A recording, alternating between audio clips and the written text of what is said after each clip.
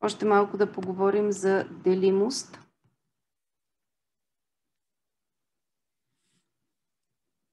Значи първо, кога едно число се дели на 2? Например, ако едно число е, да речем числото 425, то се записва като 4 по 100, 4 стотици, плюс 2 десетици, плюс 5 единици. А ако не е числото, ако не е числото 425, а е някакво число, което има такива цифрички, А2, А3 и така нататък до АН, тогава това число се записва като степени на десятката. Значи, вижте, тук е на трето място, а десятката е на второ. Значи, тук е 4 по 10 на втора. Нали? 100 е 10 на втора. Плюс 2 по 10 плюс 5. Значи, тук ако са общо n, първото ще бъде A1 по 10 на n минус първа. И така нататък ще има по 10 на втора. Значи, ще има тук нещо по 10 на втора, плюс нещо по 10, плюс последната цифричка, която е АН. И ако гледаме този ред, значи всичките тези се делят на 2. Щом като е умножено по 10 на някаква степен, това се дели на 2, това се дели на 2, това се дели на 2. И целият сбор ще се дели на 2, ако и последната цифричка е цифра на число, което се дели на 2. И за това казваме, че едно число се дели на 2, ако последната му цифра се дели на 2, а такова число се нарича четно число.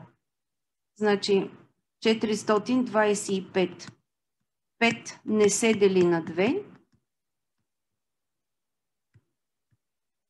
Следователно, 425 е нечетно и цялото число не се дели на 2. А ако е 428, 8 се дели на 2 или казваме, че тогава ще следва, че 2 дели 428 или съответно там 428 е четно число. Така, нас ни интересува, че числото се дели на 2. Значи от тук идва този признак, че кога едно число се дели на 2, когато завършва на четно число. Сега да видим другия признак, когато деление на 3. Деление на 3. Пак ако взема някакво произволно число, примерно 759, аз мога да го направя като 7 по 100, плюс 5 по 10, плюс 9. Но 100, всяко едно такова 100, 10, 1000 и така нататък мога да представя като сбор от в случая 99 плюс 1. Десятката мога да я представя като 9 плюс 1. Тук тази девятка си е от последната цифра. Или, ако разкрия скобите, ще стане 7 по 99 плюс 7, плюс 5 по 9, плюс 5, плюс 9. Тези тук, които са по 99 по 9, те се делят на 9, съответно се делят и на 3.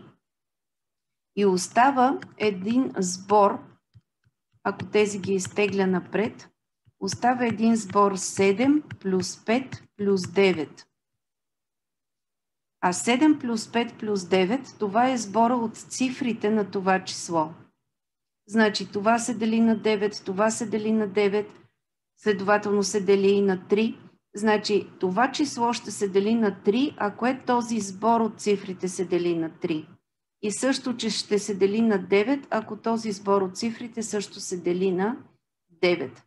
И всъщност от тук идва правилото, че едно число се дели на 3, значи 3 дели някакво число А1, А2 и така нататък.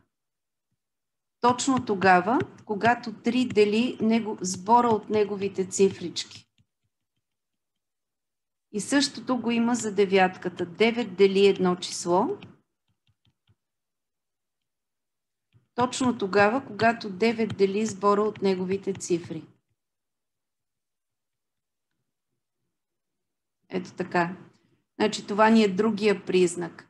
Ако взема някакви произволни числа, в момента 13, 131, 259, 121 и 5. Да видим кои от тях, дали има някои, които се делят на 3 или на 9. Ето, ако взема това число, 1 плюс 2 е 3, 3 плюс 4 е 7, 7 плюс 5 е 12, 12 плюс 6 е 18. Значи 1 плюс 2 плюс 4 плюс 5 плюс 6 е равно на 18. 18 се дели на 9, значи 9 дели 18 и 3 дели 18. Това означава, че и нашето число, 9 дели нашето число 12456 и 3 също дели 12456. Ако тук взема калкулатора и ги разделя,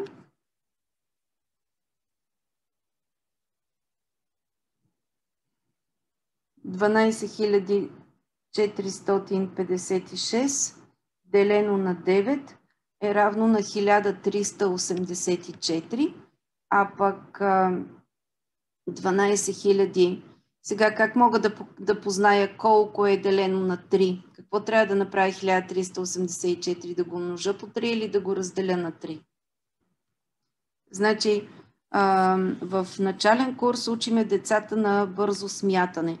Например, ако те трябва да решат такава задача 12456 делено на 9 и отдолу да имат 12456 делено на 3, за тях делението е по-трудно, отколкото умножението.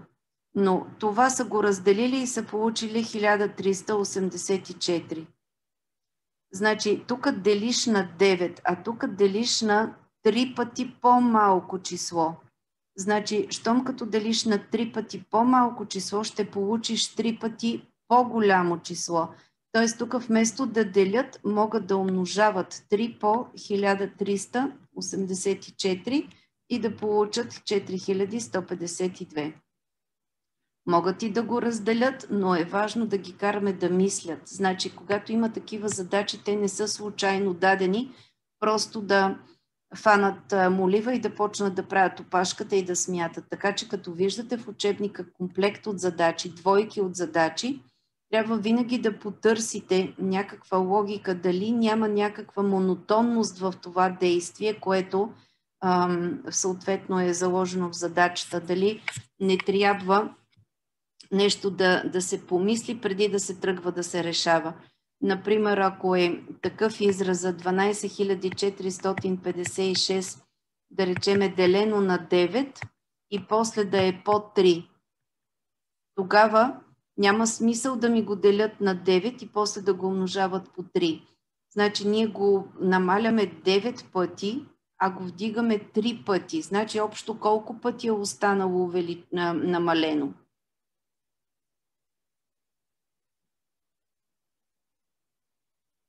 Кой ще съобрази тук? Това на какво ще бъде равно? На 12456 и какво да го направя? С едно действие. На 6.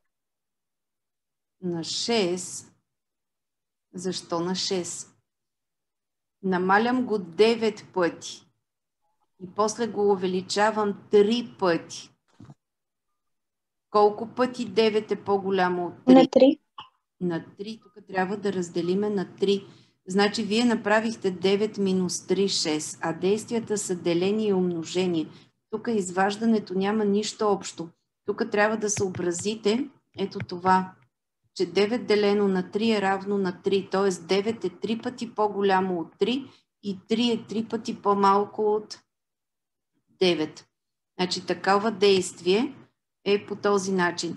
В горните класове това няма да ми го сгрешите, защото ще напишете числото върху 9 по 3 и ще съкратите тройката с девятката и ще видите, че е делено на 3. Но ето тук е опасността от вкарването в схема. Вие това го съкръщавате без да мислите защо го съкръщавате. Просто знаете, че когато са в числител и в знаменател, може да ги съкратите на едно и също число. А за това е важно в начален курс да са научили тези монотонности. Значи, ако едно число го намаля примерно 14 пъти и после го увелича 7 пъти, аз реално колко пъти съм го намалила? 2. 2 пъти. Значи, тук това нещо, примерно представете си, айде да не са такива големи числа, да бъде А делено на 4 и после по 2. Значи имаме някакви купчета. Нека купчетата да са ми, ето тук да е нещо, което да го виждам. Намалям го на 4, т.е. деля го на 4, т.е. аз правя 4 групи. Ето ми една група, втора група, трета група и четвърта група. И като го разделя на 4 групи, едната ми група е ето това нещо. Ето това нещо ми е едната група. Ето това нещо ми е едната група. Така. И после тази група я увеличавам 2 пъти. Тоест, правя 2 такива групи. Значи, правя 2 такива групи. Добре, де, още една такава група правя. И ето това е, което получавам. Аз в началото имах ето това. Каква е връзката от това към това? Значи тук имах 4 групи, тук станаха 2 групи. Значи реално погледнато аз съм ги намалила 2 пъти. Защото първо го намалих 4 пъти, а след това го увеличих 2 пъти. Значи аз съм го намалила общо 2 пъти. Гледаме какво е отношението на 4 към 2. 4 към 2 е равно на 2, което показва, че едното е 2 пъти повече, а другото е 2 пъти по-малко. Така, това беше малко отклонение от темата, но ето такива неща е важно да съобразявате бързо. Така, това беше признака за 2 е когато завършва на четно число, признака на 3 е когато сбора от цифрите се дели на 3 и признака на 9 е когато сбора от цифрите се дели на 9. Сега, едно число се дели на 5, когато последното му число се дели на 5. Това пак идва от десетичната бройна система. Защото ако е, например, 1208, това е 1 по 1000, плюс 2 по 100, плюс 0 по 10 и плюс 8. Тези всичките, които са по 10, те се делят и на 5. Значи това цялото се дели на 5. И съответно цялото ще се дели на 5, ако последната цифра се дели на 5. А последната цифра, едно число се дели на 5, ако е 0 или 5 единично, едноцифрено. Нямате друго число едноцифрено, което да се дели на 5.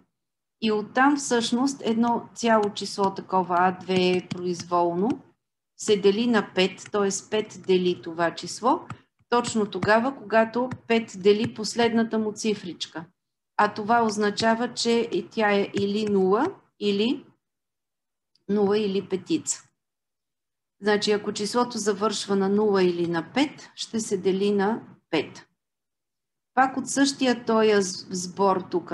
Това, освен да се дели на 5, се дели и на 10. Значи това цялото ще се дели на 10, ако последното се дели на 10. А това единствена възможност е да бъде 0.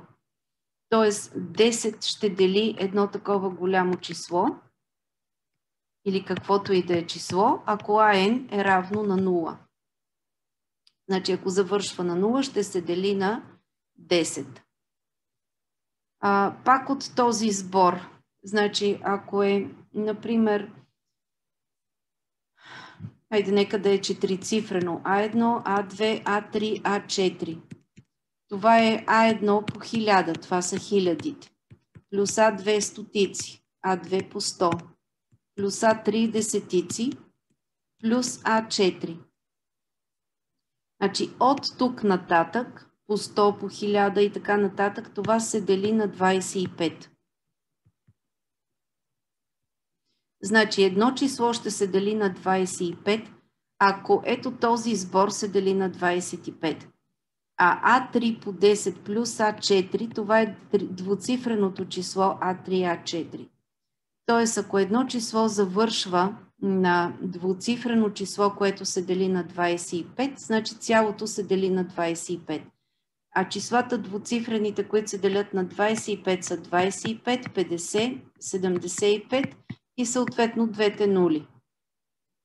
Тоест, ако едно число завършва на 2 нули, на 25, на 50, значи ако едно число завършва на 00, 25, 50, 75, това означава, че то се дели на 25.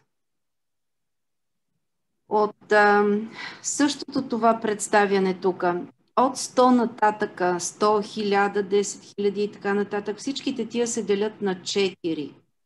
Това означава, че ако последните две цифри образуват число, което се дели на 4, то и цялото число ще се дели на 4. Значи 4 дели едно число.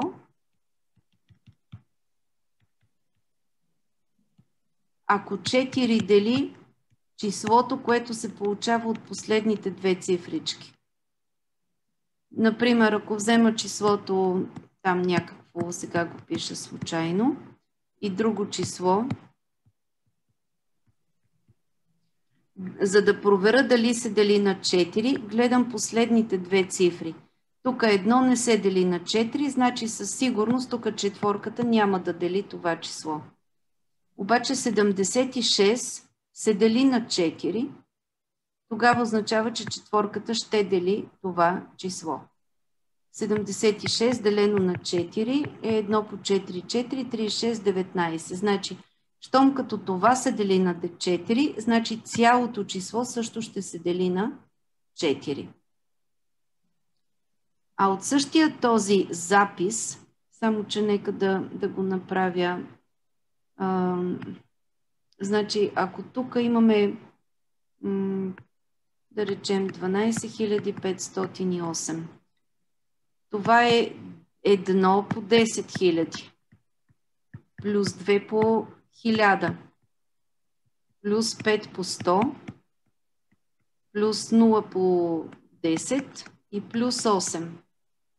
От 1000 нагоре всичките се делят на 8. Значи, ако последните три цифри, ето 5 стотици, 0 десетици и 8 единици, това е числото 508. Ако последните три цифри образуват число, което се дели на 8, то цялото число ще се дели на 8. Значи, 8 дели едно число, А1, А2 и така нататък.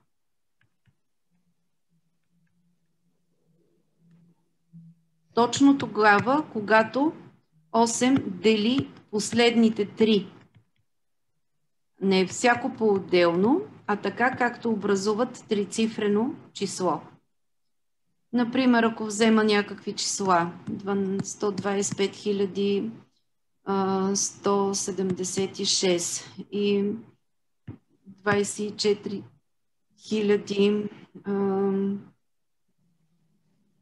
208 и 500925. Айди 26 да е четно.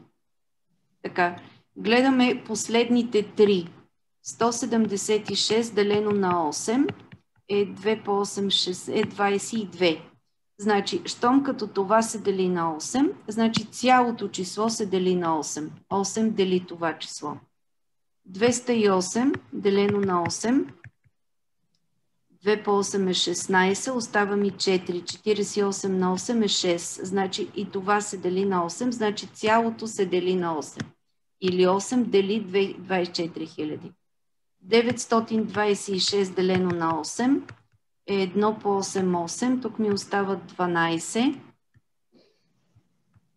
Пак е 1 по 8, 8. Тук ми остават 4. 46 на 8 е 5. И ми остава остатък 6. Това означава, че това число не се дели на 8. Следователно и 8 няма да дели ето това число 50 926. Или сега да обобщим признаците. Значи едно число се дели на 2, ако завършва на четно число. Значи 2 дели числото А, точно тогава, когато А е четно. 3 дели числото А, точно тогава, когато 3 дели сборът от цифрите на А.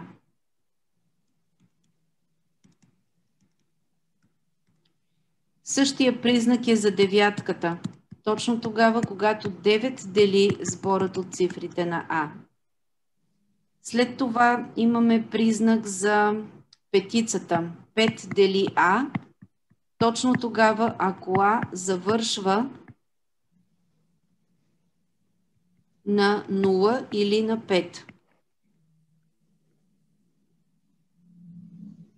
10 дели А. Точно тогава, когато А завършва на 0. Така, имаме признаци вече за четворката и за осмицата. За четворката е като за 25. Значи 4 дели А, точно тогава, когато 4 дели когато 4 дели двуцифреното число,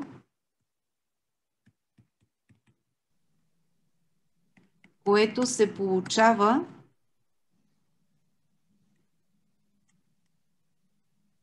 от последните две цифри. От последните две цифри на А.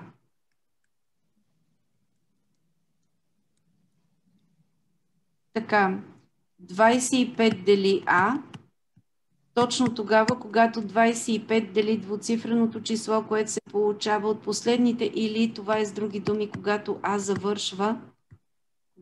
завършва на 00, 25, 50 или 75. И 8 дели А, точно тогава, когато 8 дели трицифреното число,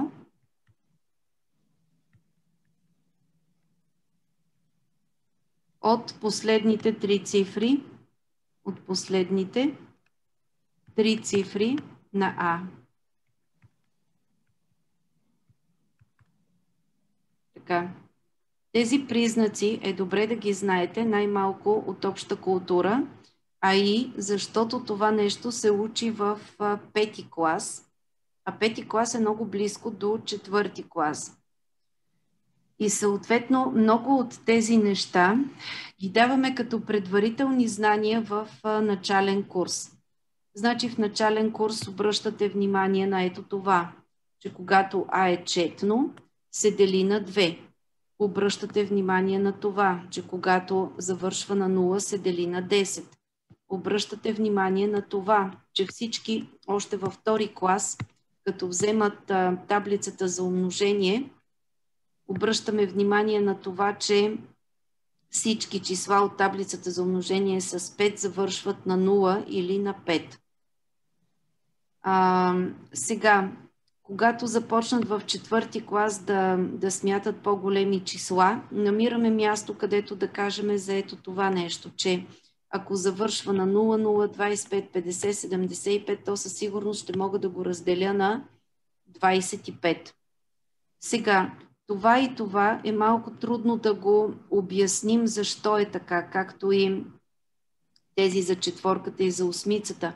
Обаче, ако децата са с изявен интерес към математиката, ние няма да го показваме в някакви общи доказателства, но примерно за тройката, за девятката, винаги можете да го представите по този начин, както аз горе го представих. Значи това говорим вече за деца, които имат някаква допълнителна подготовка по математика.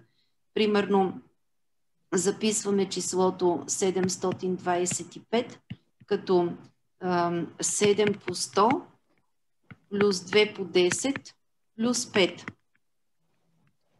Но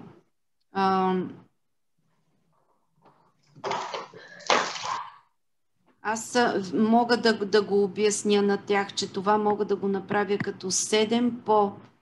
Те са учили разпределително свойство 99 плюс 1 плюс 2 по 9 плюс 1 плюс 5. И от тук те са учили разпределително, няма да им кажем разкриваме скобите, а разприлагаме умножението на сбор с число 7 по 99 плюс 7. Тук ще е 2 по 9 плюс 2 и плюс 5. Значи това се дели на 9, това се дели на 9. Значи цялото ще се дели на 9, ако 7 плюс 2 плюс 5 се дели на 9. А 7 плюс 2 плюс 5 какво всъщност представлява? Това са ми точно цифричките на числото. И от тук мога да извадя от конкретни примери това свойство. И те да го запомнят, че когато сборът от цифрите се дели на 9, цялото число се дели на 9. А то като се дели на 9, ще се дели и на 3. Тоест, ако сборът на цифрите се дели на 3, то и сборът ще се дели на 3. Но това казах, че не са всички деца го минаваме, но ние ги подготвяме за този материал, който ще се учи в 5-ти клас. Така че и вие трябва да го познавате. А какви логически задачи им дават на децата тук? Пак може и да е до 4-ти клас дете, ако ходи на школи. Например, казано е, че числото да речем 12 000, айде да не е 12 000, а да е 1000, тук има цифричка, която не зная и ето така. Тоест 1000 нещо и 20 и няколко се дели на, айде на нещо по-лесно, се дели на 6. И те трябва да намерят всички възможни такива числа, които се делят на 6 и имат такъв вид. Значи слагам отгоре една чертичка, за да не го мислят като 1 по хикс, по 2 по y, а че това са цифрички на едно 4-цифрено число. Значи сега, за да се дели на 6, 6 е равно на 3 по 2. Това означава, че числото трябва да се дели на 2 и трябва да се дели и на 3. И тук има много възможности. Значи, щом като ще се дели на 2, щом като 2 дели нашето число, 1020 и няколко, това със сигурност означава, че Y може да бъде 0, 2, 4, 6 или 8. И тогава се разглеждат тези 5 случая. Значи, първи случай, ако Y е равно на 0, тогава нашето число става 1000 нещо си и 20. Сега, за да се дели на 3, това означава, че сборът от цифрите трябва да се дели на 3.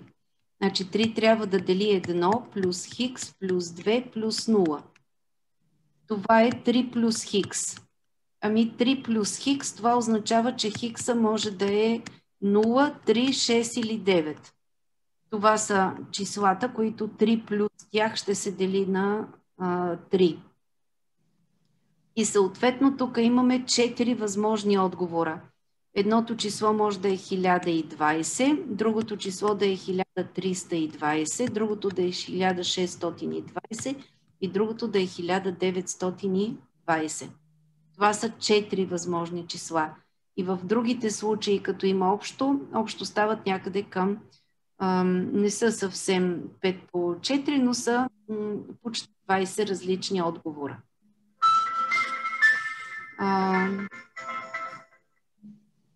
Така. И всъщност, вижте как една такава логическа задача, както тук я разписах, децата, които ходят на школи по математика, там задачите не са като тези в учебника. Пресменете стойността на този израз или дадена е задача или нещо от този род. Те решават доста сложни задачи, в които самото решение е текстово описано. И за това ние трябва да ги научим да пишат последователно и да излагат логиката си и да подреждат това, което да подреждат разсъжденията си. Затова е много важно да ги научите по български да пишат грамотно и по математика, когато решават задачата, не просто да я реши и да ти плосне някакъв отговор там, или докато решавате текстовата задача, да дига ръка и да ти казва директно отговора, защото го е сметнало на ум. Значи такова нещо не бива да го толерирате. В живота не е важно просто да решиш задача, а е важен пътя, по който стигаш до решението на тази задача. И затова и тук още от малки трябва това качество да го формираме. Едно търпение и една прецизност. И точно тук е математиката, тук е силата на математиката в формирането на тези личностни качества.